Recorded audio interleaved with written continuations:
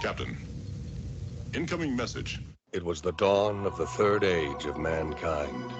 Groovy. Hi-ho. This is me, Kermit the Frog. Hello there. I find your lack of faith disturbing. Not a great plan. Oh, for crying out loud. Program complete. Enter when ready.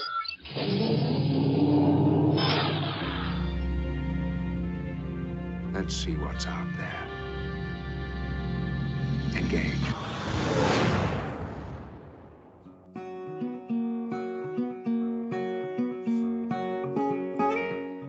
Hey there, we're those Sci-Fi guys, and this is that Those Sci-Fi Guys show. Just two working dudes, different lives, different jobs, but a whole lot of love for science fiction and the fun that comes with. We are your hosts. I am P.S. McKay. New year, who this? And I'm DT Caveman, and I'm still the same me, but I'm hoping that this progression that we're working on here at this house means less of me. So There it is. Profound. Profound. How we doing, DT? We're just coming back off the break. Just, in the new year, January 2025. New sheet. It's like a clean white piece of paper. Anything is possible. Let's go exploring. How's it been? The holiday season was actually really good to me and my family. We had a nice one. Extended family, our smaller group just had a nice holiday together. It was great. By the way, we got your family's Christmas card. The kids look awesome. Thank you. They The day look after real Christmas, happy. or 2 or 3 days after Christmas, I'm sure. We sent them out a It little did late. come in after Christmas. It did show up after Christmas. But Yeah. my wife is like, oh, his kids are so cute. Oh, they're like They are just adorable. I know. Thank you. She's like, oh, Mrs. Caveman was like, oh, your daughter's so beautiful and your son is so handsome and they look really busy. She's reading this. I'm like, see, we didn't send a picture. We just sent out a letter. Yeah. I enjoy reading your letter, though, of the family updates and everything. Well, Mrs. My wife is Caveman, like, oh, GT's letter came in. Here you go. Read it. I'm like, oh, yes, you know I love this stuff. So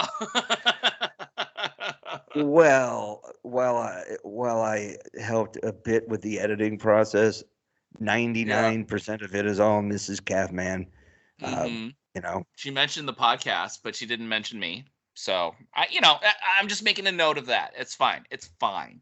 It's fine. our family newsletter. I know. I understand. But she our did. She hyped podcast the has podcast. reached international recognition, and yet P.S. McKay wasn't in that thing. No. Talk about a raging narcissist. I know. Please continue. I don't know. It was a nice holiday. I hope you guys had one too. We did. It was wonderful. Came fast, by the way. I feel like I had whiplash between Thanksgiving and Christmas. I know because Thanksgiving was a week later than it could be. So we had that much truncated of season, but it was. Yeah, you're right. It was a later Thanksgiving. Plus, Christmas and New Year's on a Wednesday kind of throws you off. Like last week, I went to work for 2 days, took the middle of the week off, come back for the last 2 days. I have people calling it Monday on Thursday. It's like, all right, I'll see you Monday. I'm like, no, dude, that's Thursday. What time is it? I don't understand. Time has no meaning when it comes to that week. And in this case, it was 2 full weeks of no meaning.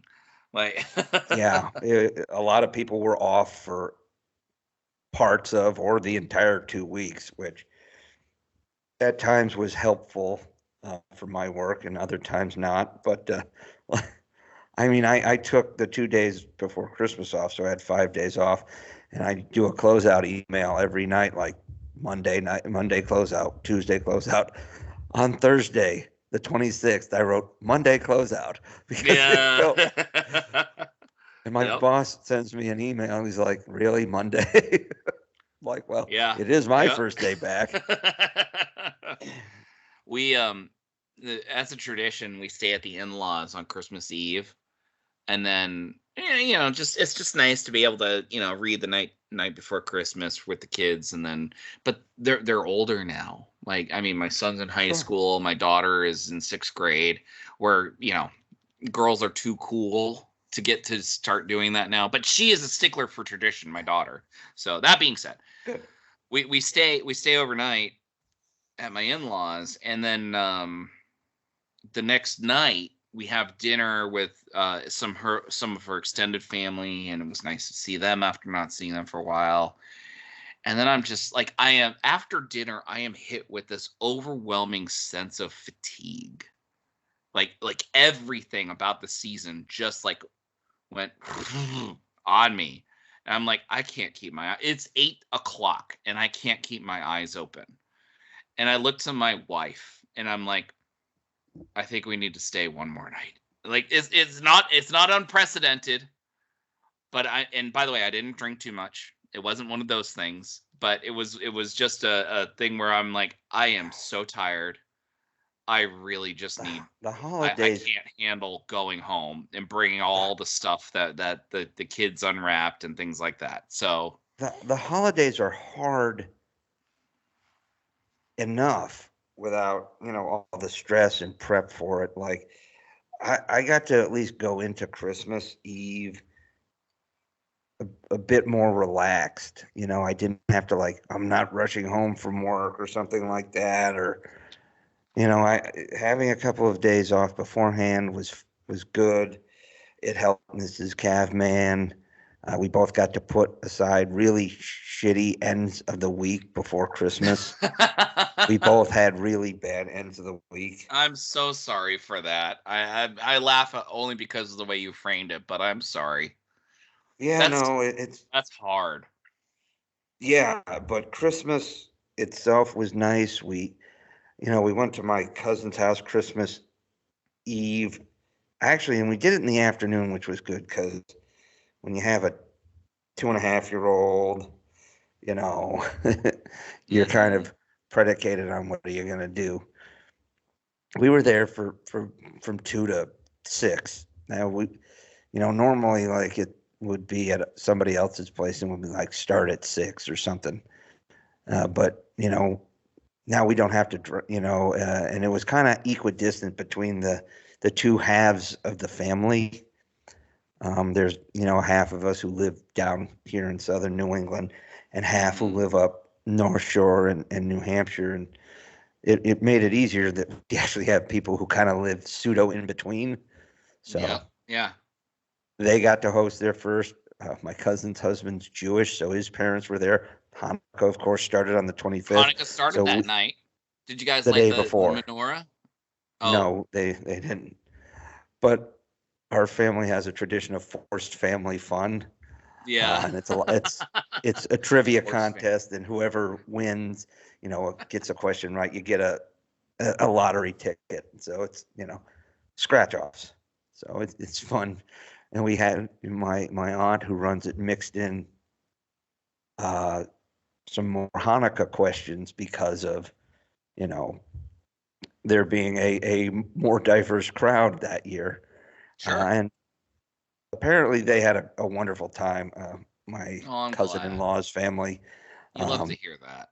Well, yeah, especially because we can get a little, I'm not saying wild, but family, right? Oh, I Teasing know each the other. Cavmans. Trust me, they're brutal. They can be brutal. Oh God! Yeah, I know the the extended part of the family down here can be. I am not wrong. I am not wrong. Well, it's all with love, but there's always a grab gift, which is always good. So yeah, a Yankee swap, so to speak. So that's kind of a fun thing, and it was nice. And it's like, oh, it's 6 o'clock, and everybody's leaving. Great. That means we'll be home by 7. And like, I'm showered and I'm like feet up and watching it, in front of the fireplace. It's like 8 o'clock on Christmas Eve. No stress. We beat most of the drunks home. That's pretty sweet. That's pretty Yeah. sweet. And there are a lot of drunks. That's why we stay on New Year's Eve at my in-laws too, by the way. It's amateur hour. We didn't go out New Year's Eve either. It was, Your best advice to just stay home. I work in insurance. I'm not going to tell you with whom, but dude, the craziest stories that I've seen, cases. dude, I was in the military and I work for a First. transportation company. You don't think I know about bad driving stories on major holidays? I'm reinforcing your assurance, man. I had one. There was one case that I heard about. I didn't have it. Where this wonderful middle-aged couple, probably in their early 50s. By the way, we're middle-aged, which sucks. They're in their early 50s. We are 20 years ago, and they decided to go to bed at like 10 p.m. and then at 2:30 in the morning, a car plows not just through their outer fence, which is 100 yards from the road that it was on. Like a football field? Yeah, it was a football field away from the road. It didn't just plow through its mason reinforced fence or wall. What, basically. like a stone or brick wall? Oh yeah, totally. Yeah, totally. With rebar, because you have to do that. Plowed right through that and went into their living room and destroyed half of their bedroom. They were in bed when this happened. Jeez almighty. And I sat there, I learned about this, and I go, this couple did nothing wrong, and this horrible thing happened to them. Now they're covered by homeowners. They were fine. They were going to end up fine, right? But I weep for the people that actually inflict this upon others. I wonder. Right. I have to wonder, right? Yeah, it's not right. Anyway, Look, we've all made mistakes, but yeesh. I mean, there are better mistakes than others. Let's be honest. And I think you and I both understand this quite well. Well, and in a lot of people's cases, sometimes you're just lucky. Very true. Very true. All righty. Well, so after all that being said and done, we had a very wonderful introduction into the 5th season of Lower Decks. The 5th and final season of Lower Decks, if you believe that. There is quite a there's a heavy campaign starting to rise. They didn't do anything that I know. Won't be successful. Skydance is like completely pissed off at Alex Kurtzman right now. Good. Well, they've hated Alex Kurtzman. Like Alex Kurtzman, they've had a very bad working relationship, Skydance and Kurtzman. So the fact that Kurtzman bought Paramount means Kurtzman that bought Kurtzman Paramount? is on. No, I'm sorry. Skydance bought Paramount means that Kurtzman is on the way out. They're gonna find any way they can because they have a terrible working relationship, Skydance and Kurtzman. Well, clearly, Kurtzman didn't have much to do with Lower Decks. He did not, and we're gonna expound on that. But pretty crazy stuff. So I don't even know how to contend with this. It's gotten so insane that even like some of the people who have kind of, I want to say, supported or at least not thrown rocks at some of the poor Trek decisions over the last 10 years have even started. The worm has turned on that individual. Well, and here's the thing. An actor for the Section 31 movie has said he's terrified about what the true fans of Star Trek will think of the Section 31 movie because it is not anywhere close to what Star Trek is. A lot of people said that about Deep Space Nine. you know this. They were still made by the same creators, and it was different. I know. It was dark, and it took a little while. But those same people who vociferously defended Star Trek are now saying that DS9 is the best Star Trek. Well, I mean, we both agree it is. I didn't say I didn't like DS9. I mean, I didn't appreciate it as much as TNG when I was 13. I found it darker, and I found some of the storylines a little convoluted, only to realize that I wasn't smart enough to follow some of those storylines. But well, I mean, I think for me, whereas I saw episodes of The Next Generation, but it was always like in the reruns. Even I didn't really get involved with weekly Star Trek until about season 3 of Deep Space Nine. By that time, of course, TNG had gone off the air. Could still watch it in reruns. It was great. I enjoyed it. Had a lot of next gen shit here and there. But Deep Space Nine, I could watch, right? I could watch.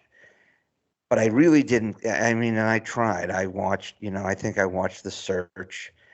And, I remember watching Past Tense and, a few other things. But then there were other episodes where like, oh, this is interesting. They changed uniform. Like the comm badge is different, not realizing that was last year's episode, when they were doing like reruns in the mid-season.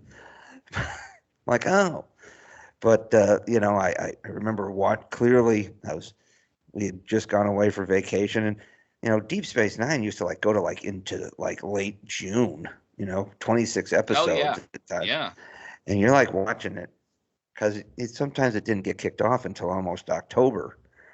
And then I'm watching this while on vacation. I'm like, this is awesome.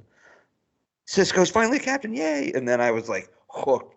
I was reading Star Trek magazine or a Star Trek communicator, and was looking forward. In season 4, and from season 4 onwards, it was my go-to show.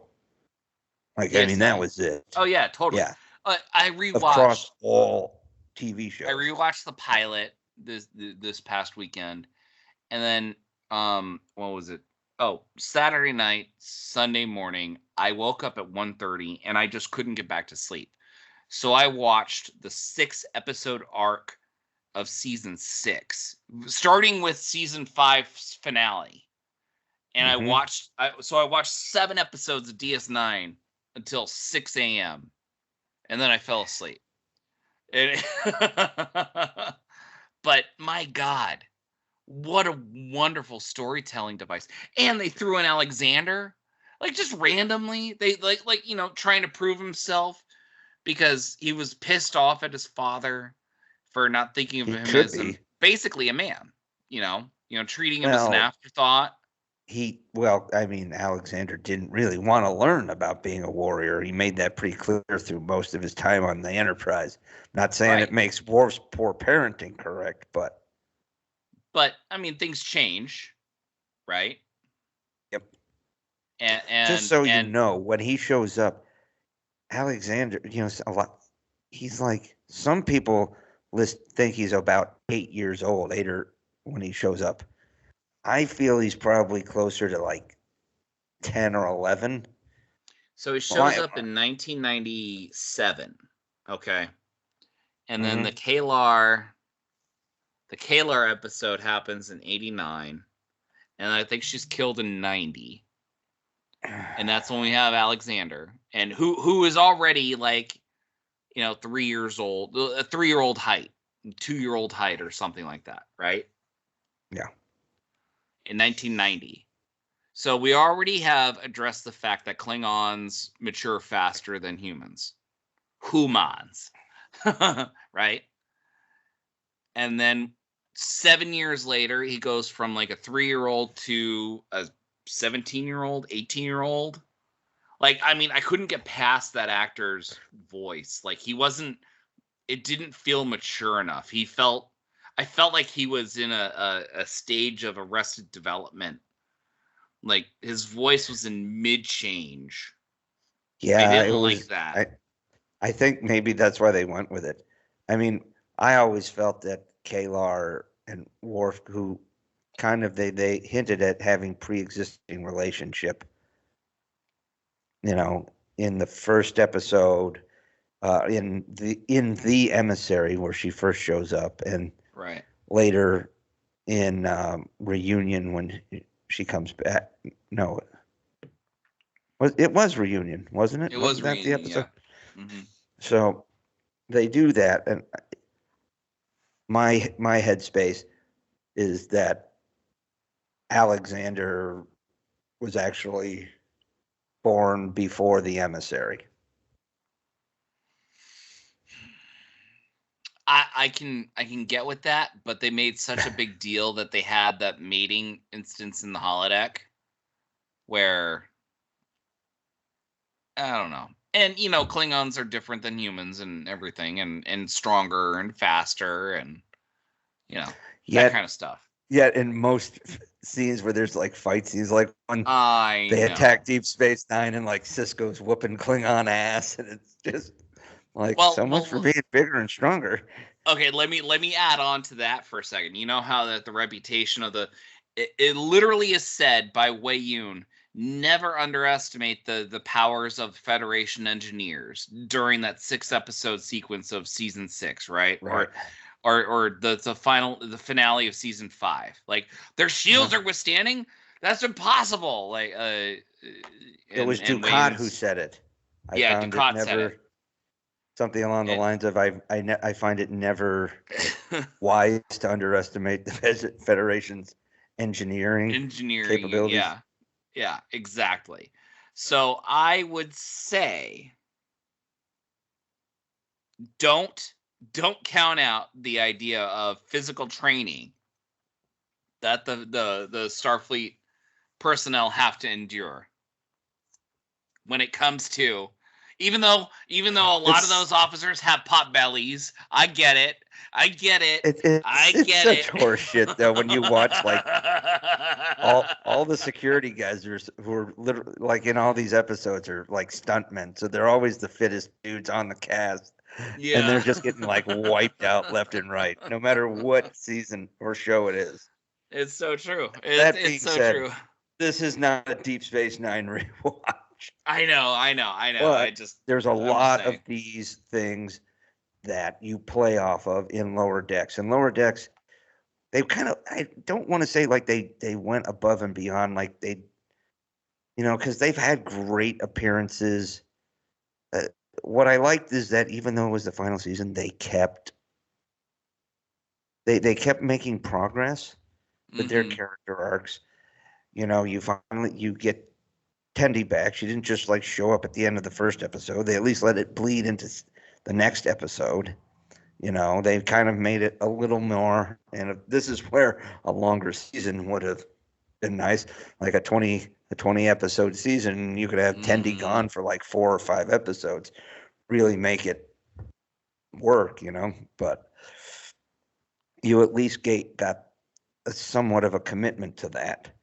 It's kind of like how Boimler didn't just show back up from the Titan, you know, at the end of the first season, you know, the season 2 premiere. You know, he was still with Riker, and for all the fantastic cameos and voice appearances in season 5, I thought just with Frakes' penchant of coming back to Star Trek, and since it already appeared, I kind of thought maybe you'd get just like a voice cameo from Riker, especially. I thought so too. I was kind of expecting it. Yeah, especially when they dropped the visual of the Titan outside Starbase 80 in the finale. Yeah. That is the very only time. Highlighted photo that we have here. The only time the Enterprise E and the Titan have been shown together on screen. Mm-hmm. And that was great. They called out the Enterprise. I'm like, oh, cool. Who's gonna get a cameo? And they teased us. Like, I thought that when they were like, oh, the Titan's gonna be is in the same sector somewhere, but like on the other side of the sector. I'm like, oh, the Titan, that's Riker's ship, because this is right after Nemesis. Okay, cool. And when they show up, I'm like, oh my God, it's actually Riker. Yeah. So I thought, this was like the reverse twist, like the Enterprise. Patrick Stewart's going to show up and he's going to be a goofy version of himself, like he likes to do, like the Family Guy version of him. No, American Dad. Well, I meant like when they would have cutaway gags to Star Trek. Oh yeah, the cutaway gags, like number 1. I would like you to do a number 2. I think you're confusing that with Beavis and Butthead, bro. It could have been. It really could have been. My son even references the Family Guy episode of when the TNG cast got together, and he is not a Star Trek fan. He's a sci-fi fan. He's a science fiction fan, but he is not a Star Trek fan. I mean, what can he get involved in? I mean, it just sucks. It just sucks. So, Lower Decks could be a good way in. It's too esoteric. That's the problem with Lower Decks. But I love it. I know. I like. That's what I like about Lower Decks too. Like, they reference everything. It's a great commentary about Star Trek. It is fun. It's lovely. Sometimes it takes the piss out of Star Trek. You're not experiencing Star Trek though. Oh, stop. I'm just saying. Just let them have their moment. I'm not taking away the power of what Lower Decks is. No. I should have said this beforehand. Just stop with that. Just let it roll. Mike McMahon is disappointed in you.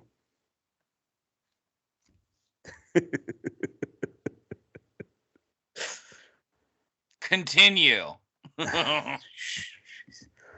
All right. I'm not going to do a recap of the season episode by episode. I really don't remember the episode by episode shit. I got to bring that up. But they did do a very interesting episode with the Klingons where Klingon Ma is, has to kind of like go home in shame because he lost his command because of the mutiny, and he goes back to working. And he saved Mariner. What's her face? Mariner. Thank you. Yeah, and this was a running theme throughout the season. There wasn't much of one. It was very subtle. Well, the running theme was these fissures, which we talked about in our episode on the first 2 episodes. Mm-hmm. These fissures, which they did mention in this episode. That was one of the things Mariner said that why she was on Kronos was to share information with the Klingons about the fissures. And they show up once or twice again. And then, of course, your 2-part finale with... And do you not feel like we got a little bait and switch with William Boimler? Like that whole episode where the episode where he dies back in like whatever it is, season 3 or something. And he like wakes he ends up as a transdimensional or transuniversal captain. But they have this, Defiant class ship Decloak. And like he wakes up, and they give him this Section 31, communicator, and he kind of has this like evil maniacal laugh, like, oh, he's going to be the evil twin.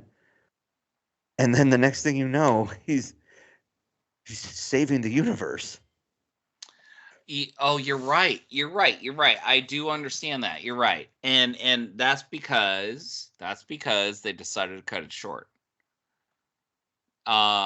You're absolutely right, and fine. Actually, I like the way that alternate Boimler worked out. And by the way, let's talk about season 5, episode 4 with the Klingons, A Farewell to Farms. Yeah, it was like which is a farewell to arms, from season 5 of DS9 or something like that. Just A Farewell to Arms is Hemingway. well, I know, but they use that title for season 5 season finale. Of course. And then Starbase 80. Can we talk about Starbase 80 for a second? Yeah. Because it plays an important role. When they go to Starbase 80 and like the woman in charge is wearing an Enterprise era jumpsuit and nobody talks about it. No. Not even the hyper-aware cast. Wait, are we talking about like I thought it was like Star Trek Enterprise era. Yeah. Yeah. That's what I'm talking about. And Noah's mentioned that. Like, yeah. And normally those guys do, like, somebody walking like, oh my God, it's the NX-01 era uniforms. Mm-hmm.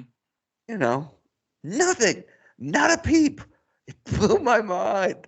I'm like, normally you guys are all over these things. So is she like from a different era or a different time? Or I think they had them wearing these uniforms just purely to say just how backwater this berg really is. They're wearing uniforms for 200 years and that's ago. not what Starfleet does, but fine. It's fine. It was funny.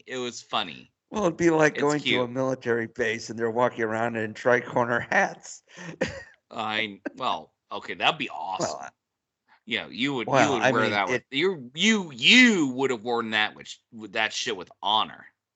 No.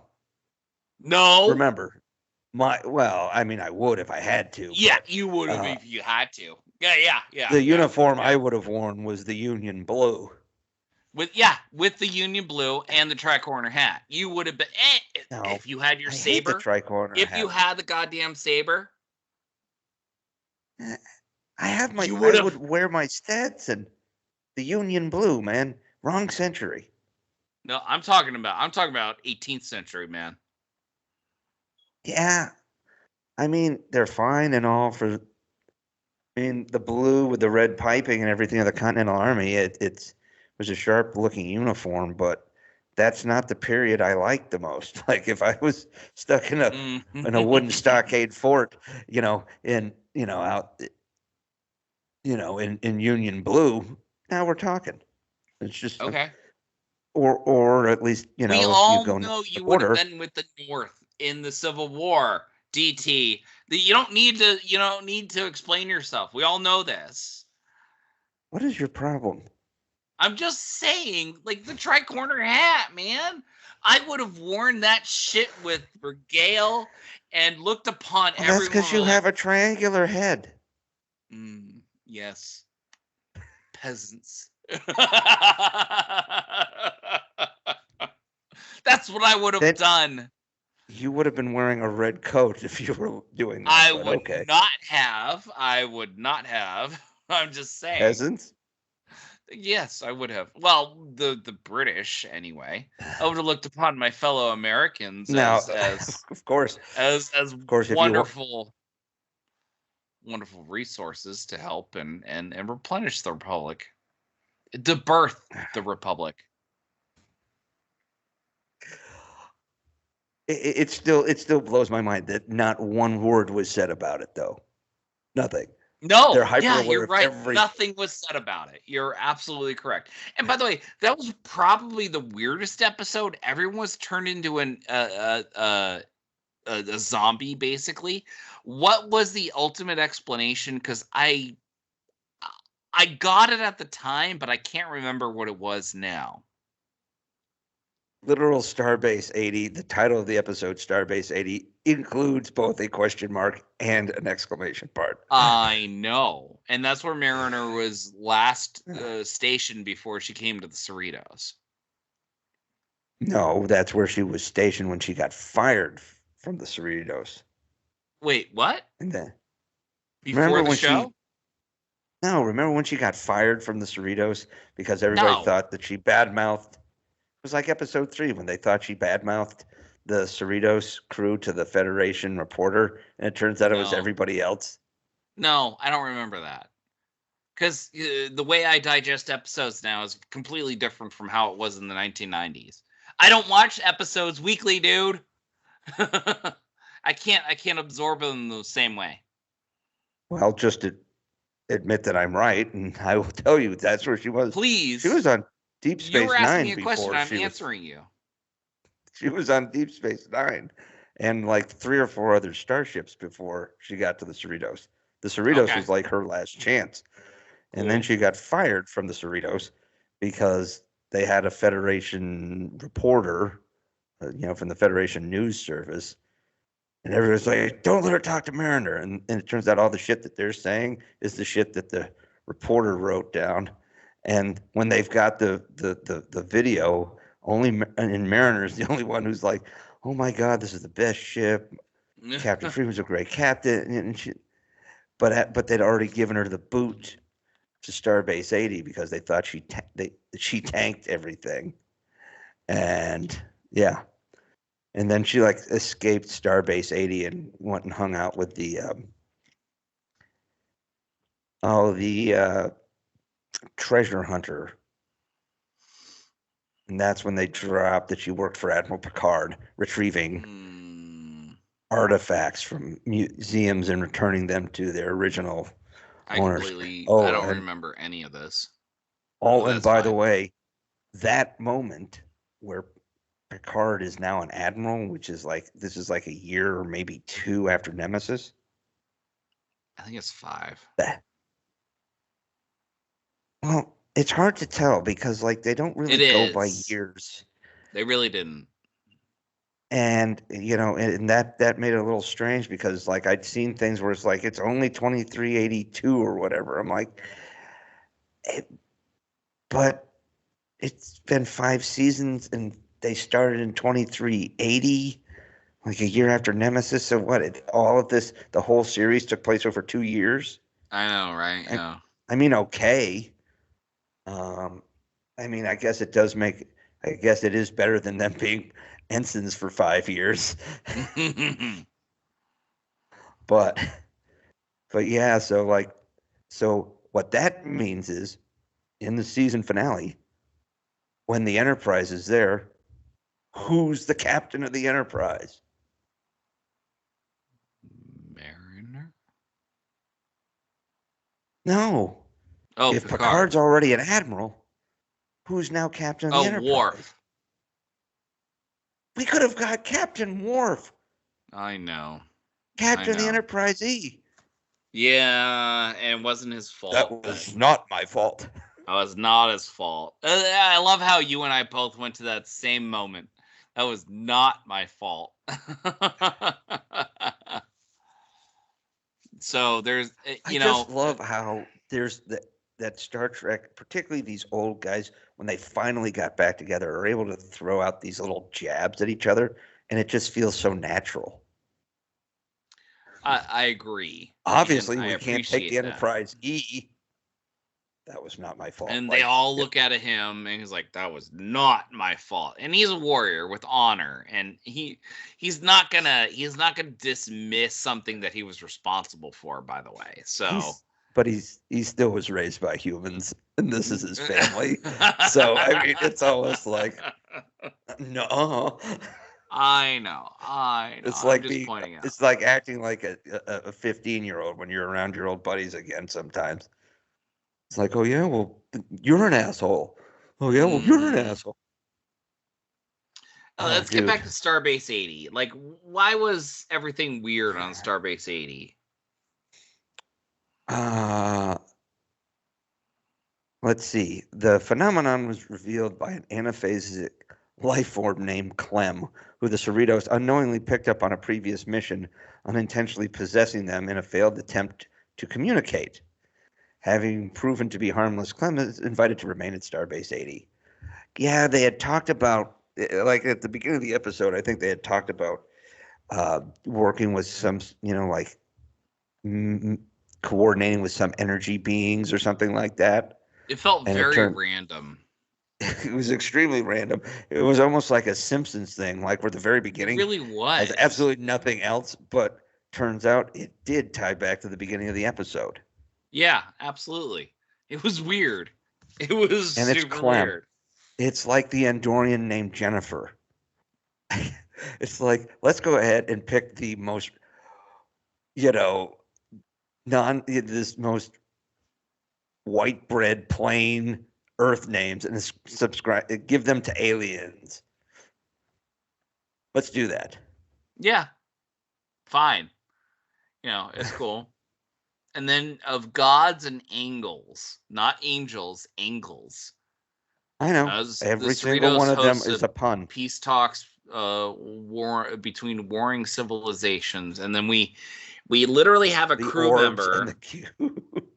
Yeah, the orbs and the cubes. And so these are essentially like non-celestial, not corporeal beings already. And we're dealing with Mariner trying to mentor an ensign that is descended from Apollo from a TOS episode. Yeah. Which they met Apollo in the TOS era. And she says that she doesn't have any kind of powers and everything. But she does. And she's got like what's that thing on her head? What's it called? I can't remember. She's got a laurel wreath. Laurel wreath, thank you. We all know she has powers. We all know this is going to happen. Who mourns for Adonai? And then, there's conflict. There's like there's conflict because one of the, I don't know if it was the cubes that looked like it was murdered by one of the spheres, or yeah, one of them was murdered and the other accused them of murder, and it was fine. It was fine. It actually, gave a good lesson about being able to try to trust yourself and to believe in your own abilities, which is what this ensign Ollie, thank you, was learning. Well, what they do is they introduced her there to set her up to be one of the reasons they succeed in the series finale. Yeah, because you have to have a godlike being. But at least it wasn't like so ham-fisted that they're like, oh, well, this brand new crewman who you've never met in the final episode becomes the hero. It's like, at least, okay, she shows up, and then I think she was basically in the background for the rest of the season. She was. But they This established is her only her. big episode. But here's the best part. I liked her. Yeah, she was kind of like Mariner with powers. Yeah, absolutely. By the way, talk when I'm drinking so that they can't hear me swallow. So, Whoop. By the way, my favorite part of this season, no peanut hamper. yeah, thank God. Fucking peanut hamper. That I think that Oh ran my its God. course. Yeah, it did and was done. We didn't get any Jeffrey Combs, though, which was unfortunate. But we did get at least a couple of episodes of Jeffrey Combs as Agamus, the evil computer demon thing. And he was so snarkily hilarious. It was perfect. We got who he was at the time. Yeah, that was nice. So Yeah, it was phenomenal. The guest stars of this season was off the hook. yeah. So let's talk about Fully Dilated, and then we're. Do we have guest stars in Fully Dilated? Yes, we do. We have a huge one. Oh yeah, we got Data. We got fucking Brent Spiner. What? Fine. Brent Spiner, who's apparently an asshole in real life, but alleged. But he played Purple. We Data. have to have a counter anytime we. Yeah, I know. Which, by the way, this was another fissure. They sent a Purple Enterprise D back. Yep. And then purple. the Purple Data was stranded on a pre-warp civilization planet, And so the Cerritos was forced to go and try to recover him. And No, they didn't know. They knew that there was material from that other universe. That's what it was. They didn't know until they sent a crew down. Okay. Which, of course, it's one of those things where they're whatever it was, however long they're gone, it's like months. And there was a And time basically- dilation on the planet. Right. Yeah. So, and this becomes kind of Time Zero, but also kind of Carbon Creek from Enterprise. Dude, your sound is off.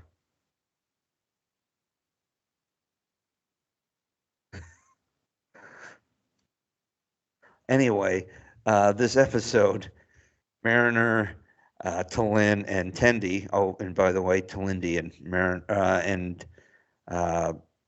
Tendi are both being considered for the senior science position. And Tendi kind of goes off the deep end, trying to find ways to improve, or she wants to be science officer, and she kind of lets her. I'm back. She lets her desires run away with her, and she goes like full mad scientist on this planet because they're trapped. Why? Because Boimler and Rutherford are both trying to like be like alternate universe from the first episode. Boimler by using his pad, and like he's they're drinking these weird cocktails in the transporter room, right? And spills it all over the console. And they're like tearing off their uniforms. It's like, this isn't soaking it up. It's just smishing it around. It's just switching it around. So it delays like how long they're actually down on the planet for, which forces them to be on the planet for nearly a year, by the way. Yeah.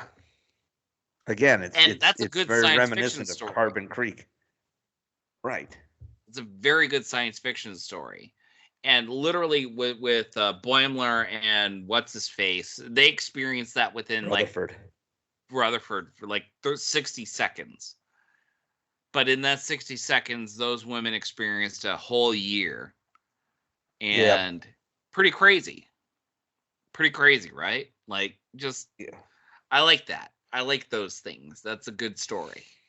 Yeah, it was a good story. And Tendi kind of goes like, in some ways, almost like Denethor in Lord of the Rings, because they do find under this crash shuttle the head of a Data, who's like, I shouldn't be here, but she reactivates him, and she hides him and is using him to like help her like do more advanced stuff, where she's competing with Talin, even though it turns out Talin doesn't know they're competing. It's like, let us do this and do that. And every time like Data like is talking, somebody comes in, she's like throwing a sheet over him. Yeah.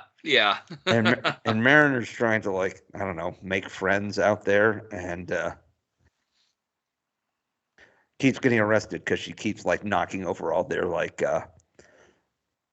their holy items and stuff. Yeah, she's discombobulated. Right.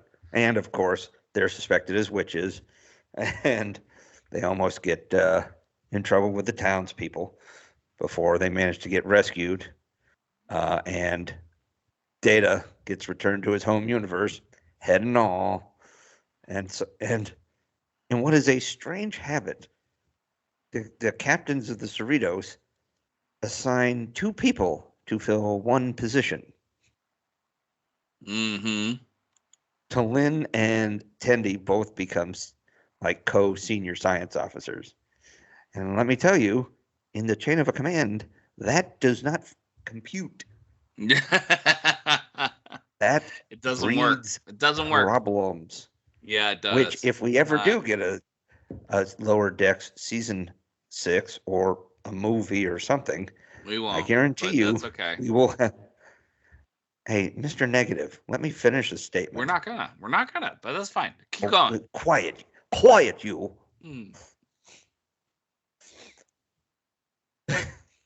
I'm shutting up. The season finale, when Freeman decides to leave to go exploring the new interdimensional wormhole, turning Starbase 80 into Timu Deep Space Nine. Mm-hmm. And Ransom now is like, Mariner, Boimler, you're both going to be like my co-first officers. Yeah. Like, wait, no, this is a bad idea. It'll ruin the friendship. Oh, no, it's great. You guys will drive each other.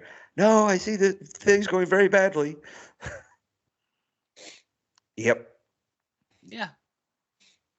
Ransom's got a very weird command style. Like earlier in the season, like when they're getting invaded. Yeah, well, moving on to the next episode because it's Upper Decks. That was the last episode. Oh, that was the last episode. Shit. But Upper Decks, yes. Passes out. He passes out for the ensigns, and they're like, I don't think you're a good commander. And he's like, no, it's fine. And he passes out. Yep. Teaching all of them to work together. So what? Are we on Fisher Quest? Well, Upper Decks was like they like bookend it. The lower deckers are like, I wonder what all the senior crew goes through. They're like, we kind of run this ship anyway. Right. And then it shows all the shit that the senior staff goes through, almost like somebody going, I wonder what the junior officers are doing. It was like the inverse of TNG's Lower Decks. Yep. And of course, it was a final season episode. Boom. Right there. And the doctor, so they go to the doctor, and she's like on complaint because she doesn't have good bedside manner with pain management. And so she's like, well, I need to learn pain. And she basically has no pain threshold. So she's literally being opened by a scalpel, and she's like, give me more pain. I need to know this pain. Like, yeah, she's the worst doctor ever. Like, and meanwhile, Shax is having a fight with his evil self in like a mind world behind. Where he's that like, I can get where behind. He's just standing in piles of corpses of Cardassians. I can get behind that. Yeah, I can get behind that because he's had a life. Like, that's fine. Like, the Cardassian Bajoran life, not one I wanted to live. So, nope. But let's go ahead and we'll talk a little bit about the 2-part season finale, where we find William Boimler, who was teased being Fisher Quest. He was teased being a total scumbag, Section 31 dirtbag. I know. Last time we saw him, and now he's actually command. Was that in season 3 or something? I think so. Yeah. And but now he's you come totally back fine. He's normal. He's a good commander. Well, he's worn out. He hates the worn multiverse. Out. He keeps saying he hates the multiverse, which is basically like every critic now of you read it's like, we're done with the multiverse. We're dealing with everything has a multiverse. Marvel, DC, Star Trek. Everybody's doing a multiverse. Remember when the multiverse was a cool thing? Like, pretty wild. And by the way, Spider-Man No Way Home, awesome. It was awesome. So was the Arrowverse crossover Crisis on Infinite Earths. It was fucking out of control good. Yeah. No, I agree. I agree with that. But everybody does. But I will argue that CW didn't need to put all those superheroes into separate universes. No, what happened was when they remade the universe, they all put them in the same universe. Well, that's my point. Yeah, I mean, they did that at that point. But you know what I mean. It just made more sense for crossovers, which they stopped doing. I know. And then the CW is dead. It's gone. The Arrowverse. The CW is still there. Not for much longer, but that's okay. No. Yeah. Anyway, we get and what I liked, Jolene Blaylock back as T'Pol. Yeah, she was a there. alternate universe T'Pol on this crew of like multi-dimensional people from all over who are trying to figure out what's happening to these fissures. They know how to close them, but they're trying to find out what the source is. Yep. And it turns out Curzon Dax is on there. Yeah. And he is like super Klingon. Yeah. Well, as we all thought, like, right? He was great. I liked Curzon. We never really. The only time we saw Curzon was when he was on his deathbed and having his symbiote switched over to Jadzia. Oh, and also when he took over Odo's body in that weird ceremony where all the hosts are in. Oh, I forgot about that. Yeah, that's an episode no one really talks about, though. I don't know. It was kind of fun to see Rene Auberjonois kind of cut loose a little, have fun. He's a great actor, so yeah, you would like to see that. But it's not a great episode. It's fine though. It's fine. No, I'm not cutting it back.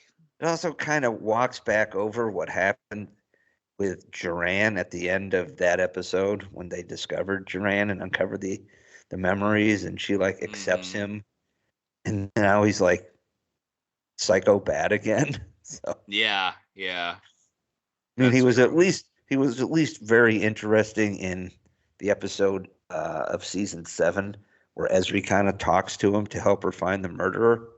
Mm-hmm. Shit, that you pulled that out of your head. I like that because those two episodes, dude. I wouldn't have remembered those because of you. I really liked that episode because it was a good mystery, by the way. Of course. It was a decent mystery. Well, it was Silence of the Lambs kind of mystery episode. A little, so you go to the murderer. Yeah, the murderer to get the psychological, thought process. Sure. So but you they go also. To, what's his name? Duran. No, I'm talking about Anthony. Silence of the Lambs. What's his name? Oh, Hannibal Lecter. Hannibal Lecter. You go to Hannibal Lecter, and you get the insight as to who they are and whatnot. So. Well, I always liked this episode because it brought up an interesting thought on Federation technology when they basically made a gun. They made the rifle that fired projectiles. I've exactly seen that episode for one time, and that was in 1999. Yeah, no, it was a good episode because it's like, oh, you know what? That makes sense. Yeah. Well, there was an experimental rifle they made that, was supposed to be designed to use in areas where EMPs or stuff would interfere. Like all those episodes you'd see were like the communicators and the transporters and all these things didn't work. And the Star Trek, and the Starfleet people had to figure out how to, survive or communicate or something. So it made sense, right? And in some of the expanded novels, they started during the big Borg invasion that like rewrote the whole universe. That came out about 15 years ago, that big crossover. It was really good too, the Destiny trilogy. Oh, yeah. I think I bought it. When they were fighting the Borg, they started issuing for some strike teams, they issued these rifles because the Borg kept adapting to all the phasers, and they realized that weapons, they realized the Borg couldn't be stopped by the projectile weapons. So, yeah, Star Trek can really dig deep on you. Yeah, it can. And this dug deep. Curzon Dax as a character. Curzon, who and we then haven't all of the Harry Kims. All the Harry Kims, and there was the one that was promoted to lieutenant. All of the others. This one has 2 pips.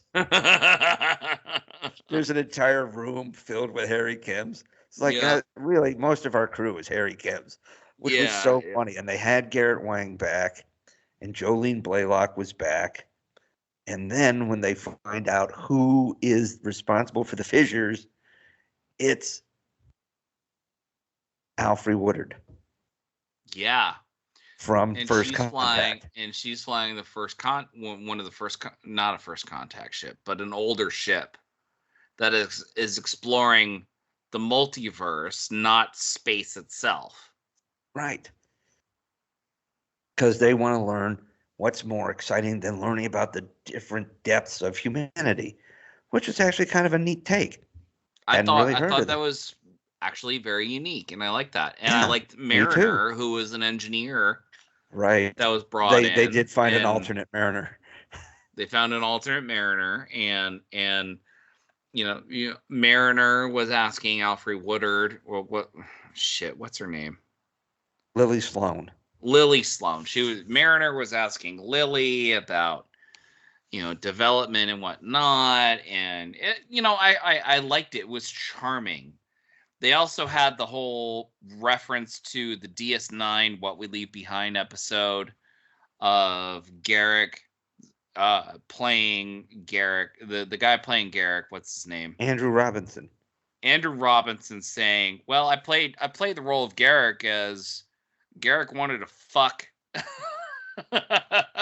Bashir, basically. He wanted to fuck him."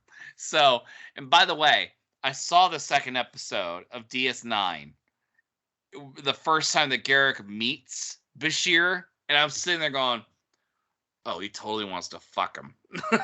And he shows up looking like a either Gallagher or Robin Williams from the 80s. That was his costume. It was like big stripes with suspenders. Yeah, I'm like, but Garrett, you're came a much better tailor and than he was gregarious and like he was very like overpowering over Bashir, and I'm sitting here like, oh yeah, that's totally like, oh yeah, this is his conquest. A lot of hands on the shoulders. Yeah, a lot of hands on the shoulders and a lot of dictating. I'll be here tomorrow, dear doctor. Like I yearn for another person to talk to. Like, like knowing that and seeing that scene, I'm like, oh yeah, that's it. That's what happened. Mm-hmm. And then they made that a thing in Lower Decks. I mean, and I think it was during the pandemic, Andrew Robinson and Alexander Siddig read I think it was like a fan script and did like an audio recording or a video recording that they read live. And it was basically Garak and Bashir like talking over subspace or something, but they since become a couple. So they played that up. Well, the characters are the actors clearly behind it, and they're both like, yeah, I wanted Bashir. Yeah, he totally did. You can see it in episode 2. Do you have Paramount Plus subscription still? Yeah. I've been watching Yellowstone, Landman, all of it. Watch the second episode of DS9. It is poignant. It is there. I watched it. It's wild. It's poignant. It's wild. Poignant? Poignant. Yeah, I said poignant. Oh, let's all laugh at McKay right now. Hey. Come on, I'm making a point. I'm just making a point. Yeah. It's a very poignant point. It's wild. It's very overt. And if I didn't know it, but that's the key though. I didn't know it. And it didn't feel that weird. Well, which is how grooming starts. Yeah, it definitely started. It looked like grooming. And to be honest with you, he kind of did the whole series, but they kind of did more of a right turn into veering Bashir towards opening his eyes to the harsh realities of the real world and maybe making him tougher. And Garak also fell for Gul Dukat's daughter. Did he? Did you? I mean, he was always very reluctant around her. He was, because it was Gul Dukat's daughter. But I That wasn't think it. no, I think it was. He cared for her No, a lot. he did care for her. I don't, and I think he loved her. I just don't believe it was romantically. They tried to. Right? It's truly up for interpretation. You are correct. Garrick's entire character is up for interpretation. I feel like Garrick How many swung both assassinations? ways. I Well, feel like Garrick he could have swung both ways very easily. There's no doubt. And he was a spy, so he could swing his ambitions all the way to the left or all the way to the right, doesn't matter. Sure. Like as long as he got something out of it, right? But it was just great to hear their voices again, and It was bickering like they were bickering like a couple, and it was. But it was nice. And we had Alexander Siddig, otherwise Siddig El Fadil, his true name. I never liked him changing his name. It bothered me. I know, and I know he did it to open up more acting jobs, which I can understand. You do feel bad that he felt like he had to. Yeah. But you did. It was nice though. It was really nice. You have these, people coming back. You had T'Pol. You had. And Jolene Alex. Blaylock had a juicy point, had a juicy part of it. Yeah, totally. And she played it well, by the way. I remember T'Pol, Jolene Blaylock was a good Vulcan actress, by the way. Because, as I've always said, it's super easy to play a Vulcan as super pretentious. But if you play a Vulcan neutral, that's hard. And she does that. Like she could have come across as pretentious in the beginning of Enterprise. And that was the point. But she was able to be neutral the whole time, especially when they went to that M-class planet, the Manchara class planet in episode 3. Well, there was times where, after the psychic assault and when she was ill, where her emotions ran closer to the surface, and she would have issues with that, but they explained that, right? Yeah. And yeah. She did a great job, and I think, and I think this was also because she had been quoted about saying the show's not gonna, like it doesn't make better TV just by showing tits and ass. It won't. Basically, it doesn't make up for good storytelling, and they did that to her, and she was very reluctant to come back to Star Trek, but Mike McMahon addressed her directly. I think she had some input, and her clothing looked like the clothing that her mother wore during. Yeah, it was totally. You're absolutely right. It was. I was going to say it was of the era, but you're absolutely correct. It's what her mother wore. Yep. So they already had a ready-made template. Perfect. But I think that showed more respect. It was, hey, respect that this good, this great actress came back, this wonderful character from the franchise. And by the way, everybody's just happy to hear her voice. She's not overly sexualized. She's got this weird friendship with Curzon Dax. They kind of snark a little bit like Bones and Spock, but but it's a clear friendship. And when Curzon dies, oh, by the way, he dies, and he hasn't given up the symbiote, and she's trying to save.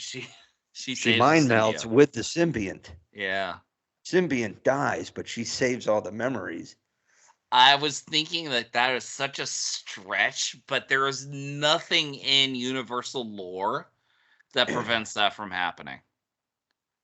Honestly, like I really wanted to poke holes into that, but you can't. You can't. It works. It literally works. Yeah, I mean, And that's why I think that the creators of Lower Decks are Star Trek fans. They are. They truly are. well, it's kind of like Terry Metalis on Picard season 3. There were so many great references that were a lot It's less not about ham-fisted. references. No, Yeah.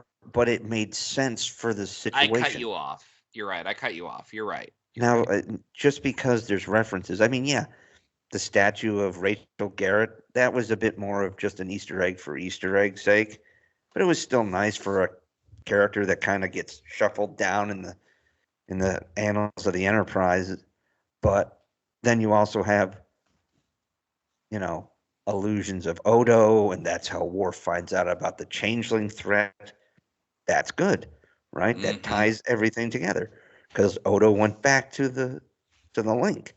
There was, then plus that also gave you a little more juice for Deep Space Nine, but which we still need a Deep Space Nine reunion in some way, shape, or form. yeah, I mean, half of Voyager has shown up on both Lower Decks and on Prodigy. Picard and Prodigy, yeah. Yeah, like almost I feel everyone like why has come is back DS9 except like the ignored stepchild? It's weird. It was probably one of the best well-written serial storylines. It was, and we did get Armin Shimmerman and they had and wonderful Nana Visitor back. episodes, by the way. They did. They were fantastic. I mean, I repeatedly rewatch the Lower Decks Deep Space Nine episode. It's fantastic. It gives so much love to Deep Space Nine. The love it deserves. And I don't know. That's another thing that but their Voyager episode was fantastic. Yeah, where they, that was where they brought when they brought Voyager to be put on display and finding all these things hidden in these compartments. It was wonderful. And of course, like almost the entire show was like a Next Generation love fest. I mean, we've literally, I mean, this is literally the series finale of Lower Decks, and we've like departed. We had the last episode where Boimler in the transporter version of William Boimler. Yeah, William Boimler sends a message to Boimler in current Lower Decks and says, I think that he and his crew can figure this out. And we're going to be sending this phenomenon to their universe because they can figure it out. And then at the end of that episode, the second to last episode, Boimler sees it and he freaks out and runs away.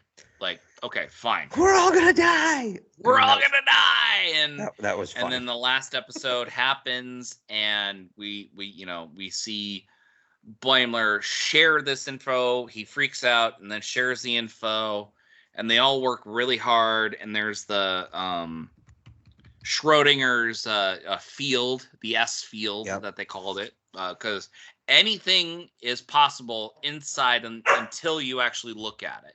By the way, dodging a Klingon battle fleet too, with a really badass looking super bird of prey. Right. Yeah. And we're not even talking about the possibility that this episode makes Star Trek Discovery non-canon. Like it takes place in another universe. The Klingon that pops in and out. Really as an alternate Klingon, and an alternate universe Klingon, which, Skydance has its own, ideas for Star Trek, and we'll cover that later. But Captain that's Worf. what's looking like with Captain Worf or something. I don't know. I would love that. That being said, the Cerritos travels to the center of the S field, the Schrodinger's field. And what do they do? They MacGuffin the Ex Deus Machina and MacGuffin the Exegesis Machina. Like I genuinely don't remember what they did, but Well, they're I remember continuously watching it. they're being Stone attacked Cold by this sober, Klingon by the fleet. way. Oh yeah, and like it turns into a sovereign class, and Freeman's like, I don't. We've gone full hate it when sovereign. He's like, fine, I'll take it, and everybody else is like, oh yay. Yeah. Because at this point, Rutherford's like, I am so done with the Cerritos. And everybody's like, what? Mm-hmm. And then he figures out that they're older. Communicating with the ship. Right. Then he realizes that they do communicate with the older stuff, and they create a dam that contains a whole bunch of energy, which they kind of filter through. Of the universal energy, yeah. Yeah. And I love how my computer doesn't recognize my dog's face. They also, but that's where this Ensign Ollie comes in and uses her powers to not only hold off the enemy fleet, but to also kind of help them solve this problem. That's right. Yeah. Instead of they thought they'd have to like absorb the energy coming out of it, and then it turns out if you put more energy into it, and it stabilizes this fissure, which is basically becomes like a stable wormhole through the multiverse. To the multiverse. That's right. Yes, that's right. In lieu of, instead of the multiverse, instead of like just going to the Gamma Quadrant like Deep Space Nine, they basically finished by converting Starbase 80 into Deep Space Nine. It literally was that situation. They brought Starbase 80 because its components would not be corrupted by the radiation from the quantum fissure. Right, because it's so outdated. Exactly. And it created an opportunity to be able to discover alternate realities and everything. Right. Which is a very upbeat message. It's an opportunity. It wasn't about finishing things. It was about starting new things. And I liked that. I really liked that about this episode. Yeah. Plus, they also finished off this Klingon Mox arc that has gone through several seasons. Yeah. As he finishes off the last bit of this family, which is basically his Duras family that keeps coming after him. And he wiped out all of these brothers and now the sister. And now he's back. He's been given command of their fleet. So he's gone. And then Captain Freeman's like, you know what? I want, since she saves the universe, she basically gets a chance to like oversee this mission. And her husband, Phil Lamar, comes and, they get to spend time together exploring the multiverse. Yeah, I like that a lot. And running Starbase 80. And then Jack Ransom is put in charge of the Cerritos. Of the Cerritos. Oh, and by the way, Rutherford removes his cybernetic implant. Spoiler alert. Yep. So. I found it to be a fitting ending. I liked it. What? Why are you laughing? What did you think of Ransom's thing? What's going to be your thing? To take us out or whatnot. What did he say? I forgot. Engage the core. Yeah, that was stupid. It was fucking. They don't. Here's the thing. Right, the new writers of new Star Trek decided to make that a thing. Like engage, take us out. Or, whatever. They tried to make that the thing. Well, it's because Picard of them had that was so a many thing. It wasn't a thing with Voyager. It wasn't a thing with DS9. Or Kirk even. Yeah. None of them had it. So Archer didn't have one either. The whole idea of them saying engage or take us out or punch it or whatnot, I disregard that as new Star Trek stuff. So well, I mean, I think the next guy you heard use any sort of repeat. I mean, when was it?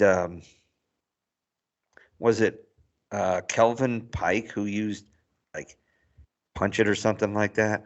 Yeah, he used punch it. But he did it like once. Yeah, and it wasn't a thing. It wasn't a thing. But then Kurtzman and his writers were like, they chose a whole episode with Spock stealing the Enterprise, going, okay, well, and was Ortega, fucking Ortega, and I hate her, going, well, what's your thing? Ortega, whatever. She deserves the disrespect. She's a terrible officer. A lot of she's new the worst. Trek is filled with terrible officers. She's one of the worst officers. Let me be clear, okay? You know this. She goes, well, what's your thing? She's the one that makes it a thing through the writers.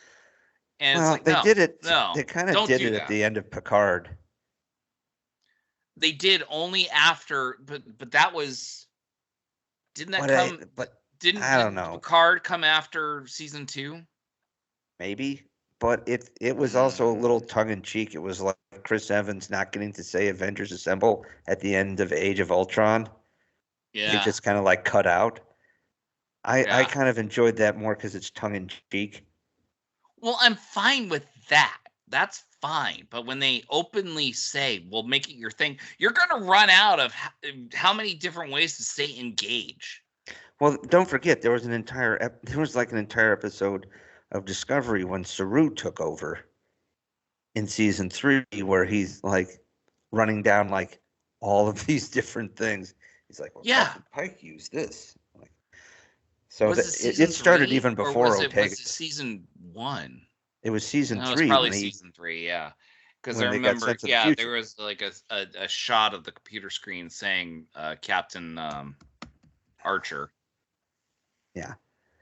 But like they all had, I mean, I don't recall Archer having a thing, or Janeway, or Cisco. Well, I remember reading Voyager books, and in the books, Janeway would call Chakotay number 1. But in the series, she never called him number 1. No. That's a writer thing. So that's a fan existent thing. But it go ahead. Well, I mean they did that too in Discovery. Yeah, number 1. They took that from TNG. Well, they took it from the Cage. Oh yeah, that's true. I mean, true, but they didn't use it in the original series after the Cage. Right. And I mean, you get introduced to number 1. You don't learn her name. And let me be honest, if I was the captain of like a major ship and I had my XO next to me, I would call him literally number 1. I would do it. I'm sorry. I would.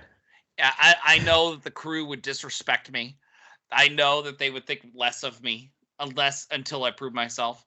But I would call my XO number 1. The lieutenant next to me. It is what it is. Because it would be a frigate. It would have been a frigate. It would not have been any major thing. Look, what I can tell you is Lower Decks would not only be reverent of Star Trek, but it could also take the piss out of it. And it was fun. It was a fun series. They did some excellent sci-fi. They did some things that kind of helped explain. So. Yes. They also tried to like slide some patch jobs on some holes, and like the whole bit like, did you get promoted? Oh no, it's just corn. If you ever see anybody walking around with like weird pips, it's just corn. Yeah. So Chief O'Brien. Yeah.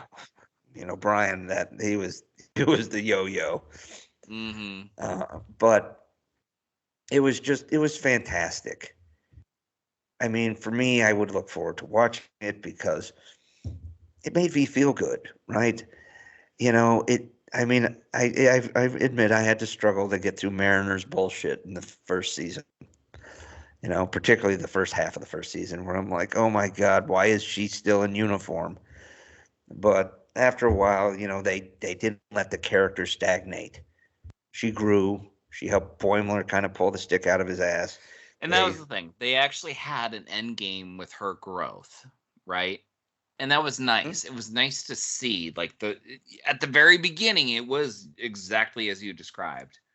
But they were like, we have a plan for her, and we're going to make her grow.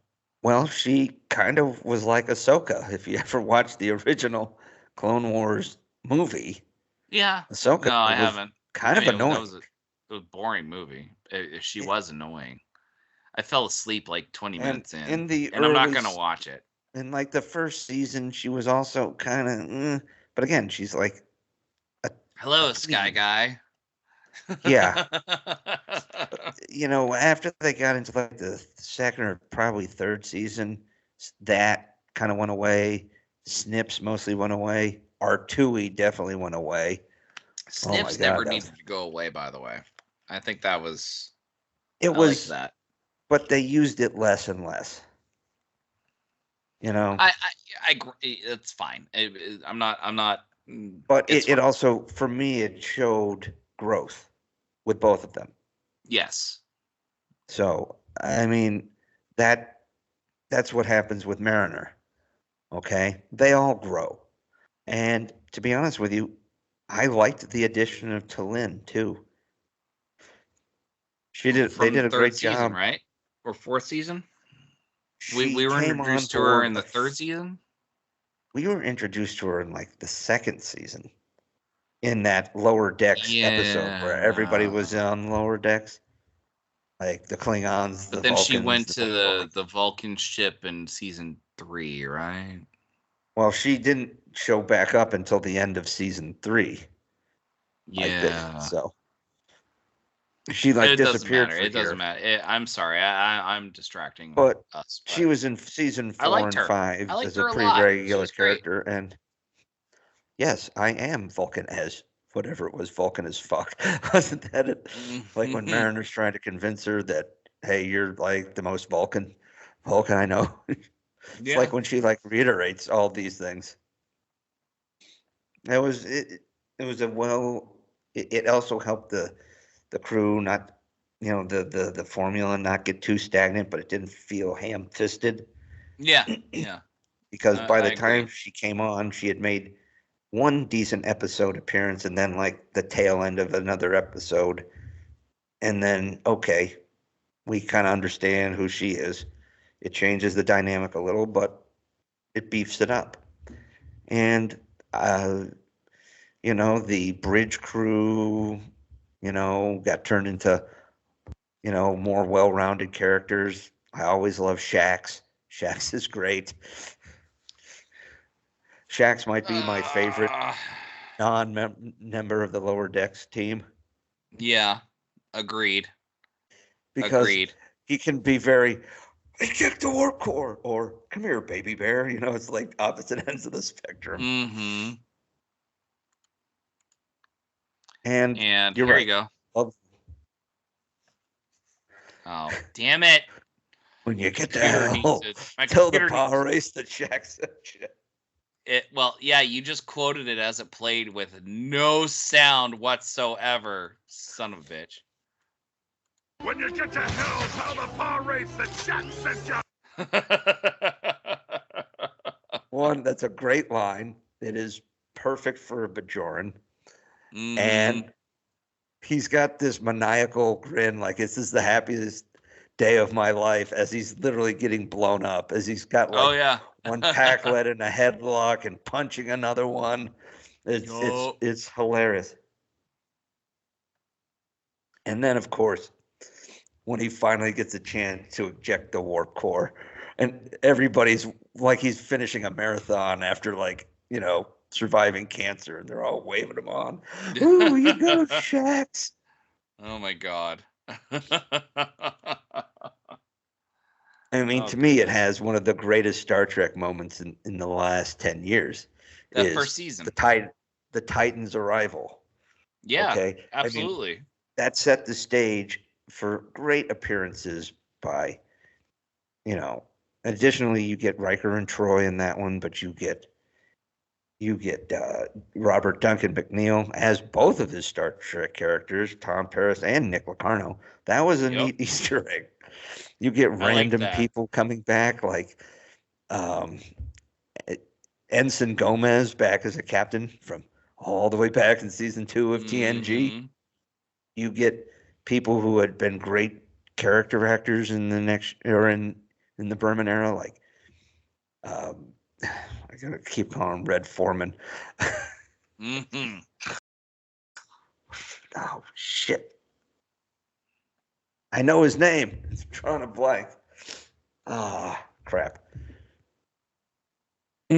Well, I'm you not gonna be also able to get help you.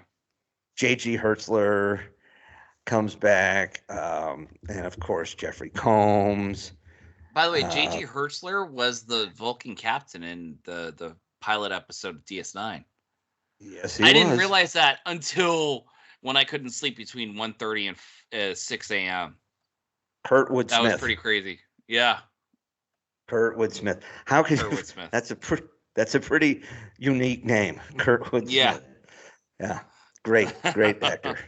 That he came back. You get a lot of them. I mean, it was great to get all of them back. Harry Kim, all 12 Harry Kims. All the Kims. Again, most underserved character. Apparently, he wasn't that. I don't know. He was great at the very beginning, and then his work ethic faded a little bit halfway through, and then they're like, no, we're gonna keep him because they didn't want Jennifer Leanne. And then his work ethic picked up again because he's like, oh yeah, everyone's dispensable in Hollywood. Yeah, that makes sense. Yeah. He was just a character who was. It was nice to get back. Like again, we've gotten everybody but Torres back. Yeah, that's true. In one show or another. We haven't gotten Damar back, have we? No, but he's dead. He technically died, so he's dead. Isn't he part I know of the Casey Enterprise? Casey Biggs did play a role in Enterprise. He had one episode. It was. Yeah. Let's see. Has he come back to our good friend? Has he come back to Star Trek? Wouldn't have surprised me if he had come back to an episode of Lower Deck somewhere, but I didn't catch it. Nope. He hasn't been back in Star Trek since Enterprise. Oh, that's a shame. So, has he been working? I didn't realize he was in Broken Bow. That was an awesome movie, by the way. He was in an episode of The Rookie in 2023. He's starring on General Hospital. Ongoing? It appears so. Oh yeah, look at that. Okay, well, good for him. All right. Well, all right. Well, how would you grade season 5 of Lower Decks? I give it an A. Yeah. Because substantiate. Well, it ended they had some good sci-fi episodes. They continued character development. They didn't just immediately undo things they had left from previous seasons. Mm-hmm. They tied up most of their plot points and left it open if they get picked up or even just to think about, or for fan fiction or comic books or novels or something. But it was satisfying, a satisfying conclusion. They did have a great bunch of returning Trek actors, which was fantastic, but they didn't make it too ham-fisted. All in all, it was believable. They had some good Star Trek. They had some good sci-fi. I don't really find much fault, even in the episodes that I didn't, that were, not my favorites, were still good. Mm-hmm. And I had fun. It was fun. Yeah. It's an A. I'll I give accept the that. I'll series accept on a that. whole an A. Okay. Well, I will give season 5 a B plus because of the tomfoolery. But everything you said, like with the character development and the work with, previous Star Trek actors and everything, this was a good show. I just can't get beyond the tomfoolery of it. But that's the only bad thing. And it's not even that bad. I'm just saying, it is an enjoyable show to watch, especially if you're a Star Trek fan. And you just suspend your mind and enjoy the show, appreciates what Star Trek is. And that's the big part. Well, we definitely enjoyed it. It's one of the most consistent shows. It might be the only show we've consistent consistently. show. It was the only consistent show. I mean, think about Star Trek Picard, seasons 1 and 2 versus season 3. And then we've got Discovery, seasons 1 and 2 versus season 3, 4, and 5. And then we've got Strange New Worlds, which is a complete departure from Star Trek Discovery. But then they got the tomfoolery that happens in season 2.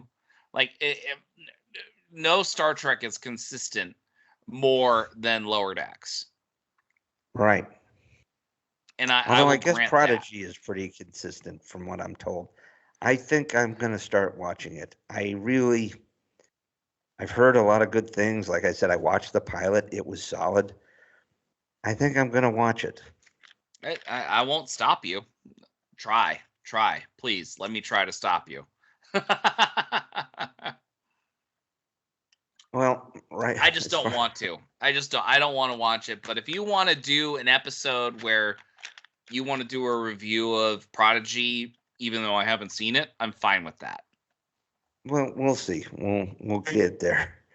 I'm fine with doing something like that. I just want to throw it out there. Sure. Besides which, I mean, it's at least a few months before we get Strange New World season 3. I know you're not going to watch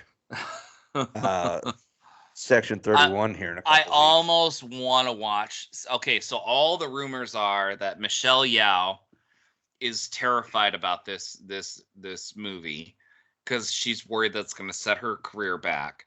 There are actors now that I sent you that one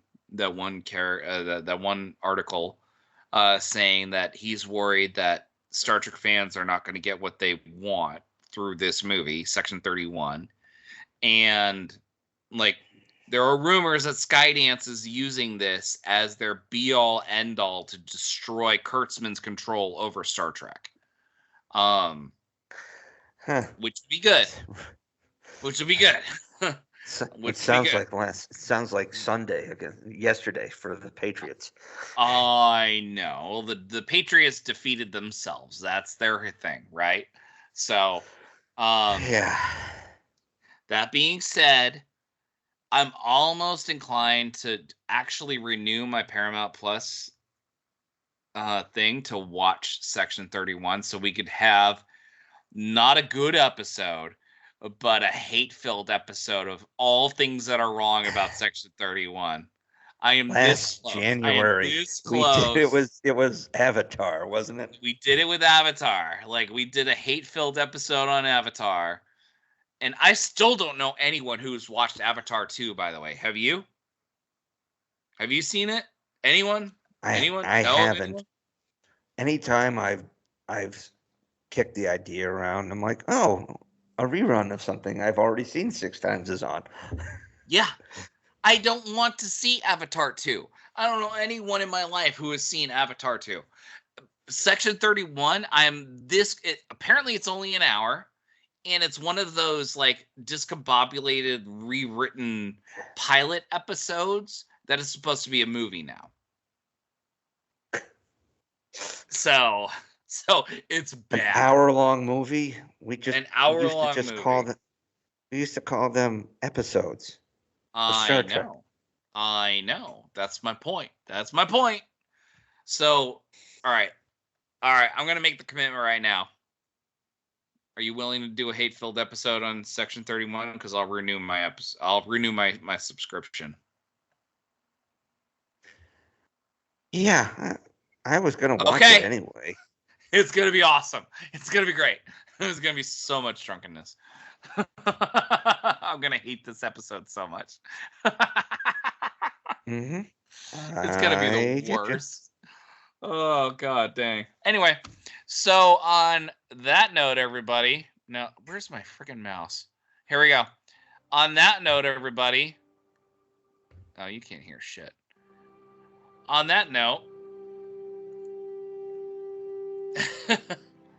this is gonna be our new supposedly theme song. We're just trying it out. So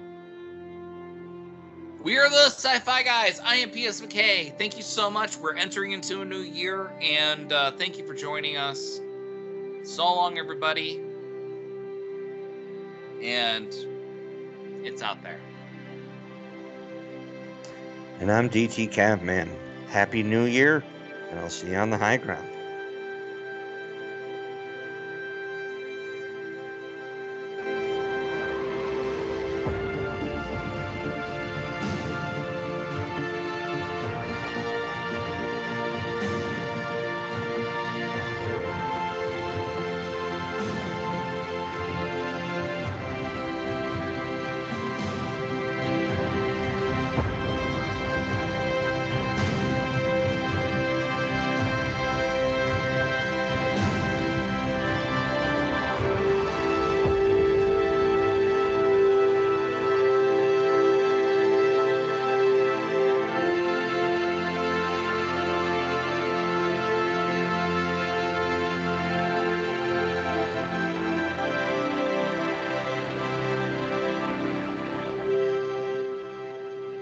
Those Sci-Fi Guys is an independent broadcast by Alpha Site Productions, produced by DT Cabman and PS McKay. Get your ticket. It's music courtesy of Camtasia and Ryan Scott.